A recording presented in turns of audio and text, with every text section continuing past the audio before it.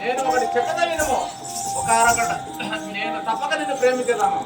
నాకు ఒక అరగంట టైం ఇవ్వము, తప్పక ప్రేమించేదాను.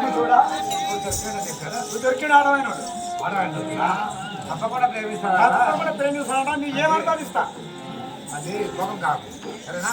అయితే ఆ యొక్క సాంబశివుడు అతని కనుల ముందే మరి బ్రహ్మ విష్ణువులను భస్మం చేశాను కదా, ఇది ఏం చేయాలి, నన్ను కూడా ఇంకా భస్మం చేసినేమో అని చెప్పి ఒక అరగంట టైం ఏమో తప్పకుండా నేను ప్రేమించదని చెప్పి ఆ యొక్క తల్లిని అడగగా, తప్పకుండా నీకు అరగంట టైం ఇస్తాను, కానీ నన్ను మాత్రము ప్రేమించాలని చెప్పి ఆ యొక్క ఆదివాశక్తి చెప్పగా, తాతయ్య జామవంతుడు మరి పురిధర్మం పరుచుకొని ఘోరమైన తపస్సు చేస్తున్న ఆ యొక్క తాతయ్య దగ్గరికి వెళ్ళి ఆ యొక్క సాంబశివుడు ఏమంటున్నాడు?